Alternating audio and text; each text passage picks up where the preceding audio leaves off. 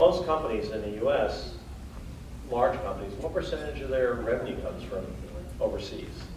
The S&P 500, their revenues, more than half the revenues now come from overseas. Which is shocking to a lot of people in terms of, even the U.S., we're global, whether we like it or not, because we're getting our revenue, and in terms of from our products and services, more than half, is overseas.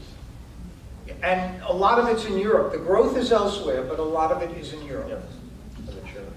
What about the dollar? People are wondering what's going to happen with the dollar, in terms of will the strength continue, or will the dollar with some of our policies weaken as we go forward? Well, if the dollar strength reflects this hope that we're going to have these policy reforms that we've had, if we don't get them, that will detract from the dollar strength. But it's always a relative thing. We have to see what's happening elsewhere in the world. If Europe continues to have these crises, the euro is not going to be a contender. As far as sterling is concerned with the Brexit, it's anybody's guess, because I do not know what they're going to do. I don't even know if the Scots are going to stay around to find out.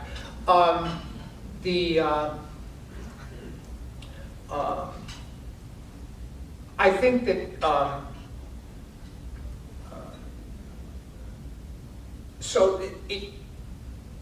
even if we fail on our policy front, I think the dollar will sustain some of its strength because there really isn't competition elsewhere in the world. Now, people have been concerned about China taking over being the currency of the world in the future as we go forward. Yeah, I can't see that at all. I know China's a growing economy, it's a big economy, and they have a big military, but China just, in order to be the reserve currency of the world, in order to be the currency, the go-to currency, you have to have certain qualities. One is you have to have a global presence, and China does not have a global presence the way the United States does. There's also custom. Over 90% of the import-export contracts written in the world are written in dollars, even if an American is not involved in that contract. It's just, and people have this habit. The dollar is held and traded around the world.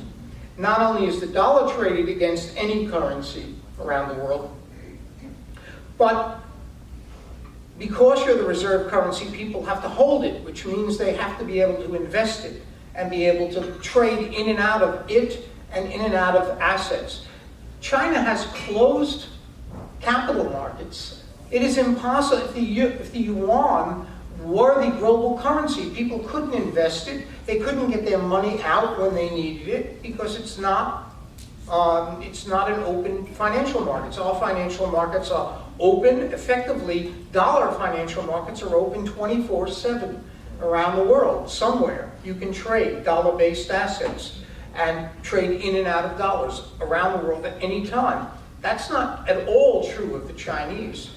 The Chinese recently, with the help of their province in Hong Kong, have opened up regular trading in 7 currencies. You have to do more than 7 currencies to be the reserve currency. Now, the dollar is not what it was when it became the reserve currency at the end of the Second World War, relatively. It's true, but it is really the only contender. The euro, I just explained, Europe has deep financial problems. That's not a contender. Sterling is certainly not going to be a contender. The yuan, I've explained, is not a contender. It's the only player in town. Now, we may have not be the great economy, or at least relatively the great economy we were, but in the land of the blind, the one-eyed man is king. And right now, we have a guy with one eye.